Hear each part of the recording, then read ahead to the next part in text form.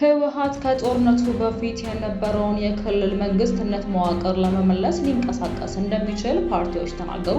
መረጃውን የምናካፍላችሁ ነው የሚሆነው። ሁቲዎች ቁልፉን የንግድ መስመር በአባል ማንዳብ እንደሚዘጉ በድጋሚ ያስጠንቅቀዋሉ። ይህንን መረጃ እናካፍላችኋለን። IMF የመካከለኛው ምስራቅ ጦርነት የኢትዮጵያን የምግብ ዋስትና ስጋት ውስጥ ይከተላል። የቮይስ ኦፍ ኢትዮጵያን ቤተሰቦች ሰብስክራይብ ማድረጋችሁን እያስታወስናችሁ በዝርዝር ወደምንመለከታቸው አንዳንድ ጉዳዮች እናልፋለን።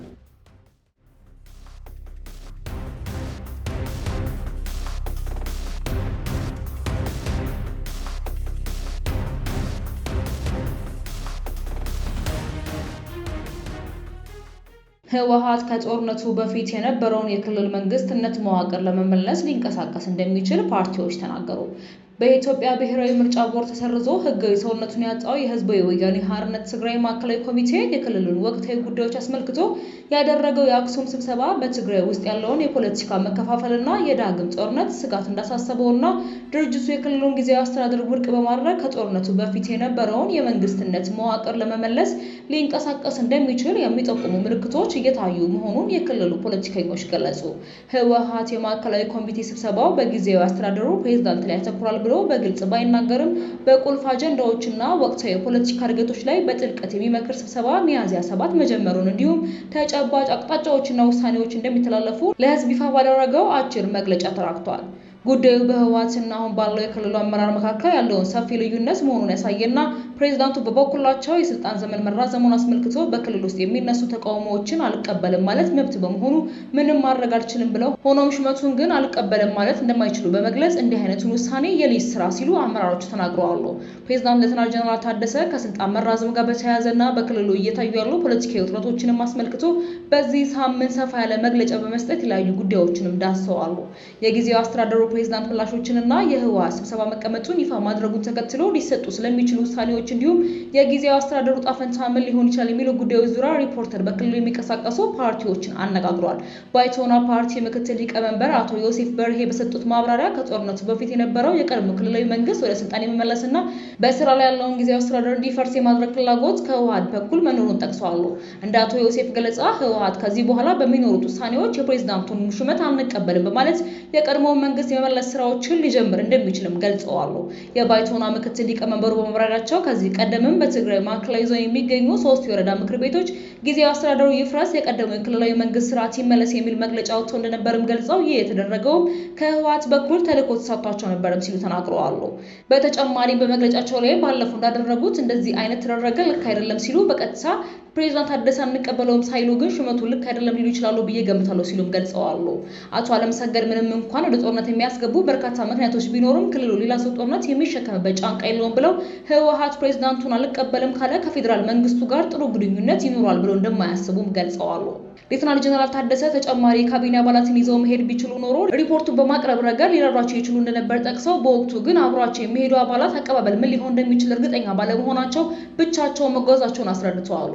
ሌላ ተጨማሪ ኃላፊዎችን ይዤ ብሄድ ደስ ይለኝ ነበር፣ ነገር ግን ከዚህ ቀደም ብዙ ሰዎች አብረን ሄደን ስብሰባዎችን ብቻዬን ስለተሳተፍኩ በአሁኑም እርግጠኛ አልነበርኩም። አብረን ሄደን አይገቡም ቢባሉ ሆቴል ውስጥ ጠብቁ ማለቱን አልፈለኩትም።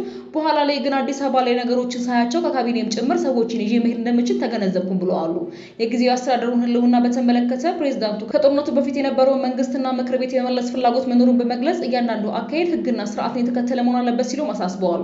ይህንን በተመለከተ በማህበራዊ ሚዲያ ላይ ስርዓት አልበኛ ህገ ወጦችን በመለቀቅ ውክቢያ በመፍጠር መንግስት ላይ ለመቀየር መሞከር ትክክለኛ አካሄድ አለመሆኑን በላይ የትም አያደርስም። እንዲህ አይነቱ ተግባር የጦርነት ምክንያት ሊሆን አይገባም። ለትግራይ ህዝብ ጦርነት በቅቶታል። እኔም ከ50 ዓመታት በላይ ታግያለሁ። ይህን አድርግ ስለተባልኩ ብቻ የማድረግ ሰው አይደለሁም ብለዋል። IMF የመካከለኛው ምስራቅ ጦርነት የኢትዮጵያን የምግብ ዋስትና ስጋት ውስጥ ይከታል አለ። የዓለም የገንዘብ ድርጅት IMF ኢትዮጵያ ባለፉት ዓመታት ያስመዘገበችው የኢኮኖሚ እድገት ጠንካራ ቢሆንም የመካከለኛው ምስራቅ ጦርነት የኑሮ ውድነት እንደሚያስከትልና የምግብ ዋስትና ስጋት ውስጥ እንደሚጥልም አስታወቀ። ሆኖም የመካከለኛው ምስራቅ ጦርነት ቀውስ ከፍተኛ ስጋት መፍጠሩ በተለይም በነዳጅና በምግብ ዋጋ ላይ ከባድ አደጋ መደቀኑን አስረድተዋል። እንደ ኢትዮጵያ ያሉ ነዳጅ ከውጭ የሚያስገቡ ሀገሮች ኢኮኖሚ እንደሚፈተን የሚገልጸው IMF በዓለም አቀፍ ደረጃ የነዳጅ፣ የማዳበሪያ፣ የመርከብ ኪራይ እንዲሁም ደግሞ የዋጋ ንረት በሀገር ውስጥ የሚገቡ ሸቀጦችን ዋጋ እንዲጨምር ምክንያት እንደሚሆን ሲሆን በተለይም በትራንስፖርትና በግብርና ምርቶች ላይ ቀጥተኛ ተጽዕኖ እንደሚፈጥርም አስጠንቅቀዋል። ይህ ሁኔታ እንደ ኢትዮጵያ ላሉ ሀገሮች ንግድ መንቀሳቀስ፣ ወደ ሀገር ውስጥ የሚገቡ ሸቀጦች ዋጋ መናርና በዓለም አቀፍ ገበያ ውስጥ የሚኖር ሚና ሊያጠብ እንደሚችል እንደ አውሮፓውያን አቆጣጠር በ2025 መቀነስ አሳይቶ የነበረው የዋጋ ግሽበት እንደ አውሮፓውያን አቆጣጠር በ2026 የመጨመር ሁኔታ እንደሚፈጥርም ተመላክቷል። ሆኖም ኢትዮጵያ እንደ ሌሎች የቀጠና ሀገሮች ለውጭ ዕዳ ጫና፣ ለዓለም አቀፍ ቀውስና ለበጀት ውስንነት እንደምትገለጥ ያለውን ስጋትም ገልጿል። ከሁሉ በላይ ትልቁ ስጋት የምግብ ዋስትና አለመረጋገጥ ነው ብሏል። የዓለም የምግብ ዋጋ በ20 በመቶ ሊጨምር እንደሚችል፣ ይህም በቀጠናው የሚገኙ ከ20 ሚሊዮን በላይ ሰዎች ለምግብ ዋስትና እጦት እንደሚዳረጋቸው፣ በተለይም እንደ ኢትዮጵያ ያሉ ተጋላጭ ሀገሮች ከፍተኛ ስጋት እንደተደቀነባቸው ትንተና ያሳያል። IMF የዋጋ ግሽበትን ለመቆጣጠር በተለይም እንደ ኢትዮጵያ ያሉ ሀገሮች ጥብቅ የገንዘብ ፖሊሲ እንዲከተሉ፣ ተጋላጭ ለሆኑ የማህበረሰብ ክፍሎች ድጋፍ እንዲያደርጉ፣ እንዲሁም የሀገር ውስጥ ገቢ አሰባሰብን እንዲያሻሻሉና የግል ዘርፍ ለመደገፍ የሚያስችሉ መዋቅራዊ ለውጦችን እንዲያደርጉ ጥሪ ያሳስበዋል። የቮይስ ኦፍ ኢትዮጵያን ቤተሰቦች ሰብስክራይብ በድጋሚ ማድረጋችሁን እያስታወስናችሁ ወደ መጨረሻ ዘገባችን እናልፋለን። ሁቲዎች ቁልፉን የንግድ መስመር ባብ አል-ማንዳብ እንደሚዘጉ በድጋሚ ያስጠንቅቀዋል። የየመን ሁቲ አማጽያን በቴህራንና በዋሽንግተን መካከል ውጥረት መጨመር ተከትሎ በየመን የሚገኘውን የባብ አል-ማንዳብን መተላለፊያ እንደሚዘጉ አስጠንቅቀዋል። የየመን ሚሊሻዎች የኢራን ደጋፊ ቅጥረኛ ታጣቂዎች ቡድን መረብ የሆነው አክሲስ ኦፍ ሬዚስተንስ አካል ናቸው። የሁቲ ከፍተኛ ባለስልጣን ሁሴን አላዚ በኤክስ ገጻቸው እንዳሰፈሩት ሳንዓ ባብ አል-ማንዳብን ለመዝጋት ከወሰነች መላው የሰው ልጅ ለመክፈት በጣም አቅመ ቢስ ይሆናሉ ብለዋል። የባቤል መንደብ የውሃ መስመር በስዊዝ ቦይ በኩል አውሮፓን ከእስያ ጋር የሚያገናኝ ሲሆን በጣም አስፈላጊ ከሆኑ ዓለም አቀፍ የባህር ንግድ መስመሮች አንዱ ነው። ሁቲዎች ባለፈው ወር መጨረሻም ኢራንን በመደገፍ አሜሪካና እስራኤልን የወጉ ሲሆን በተለይ በእስራኤል ላይ በርካታ ጥቃቶችንም ፈጽመዋል።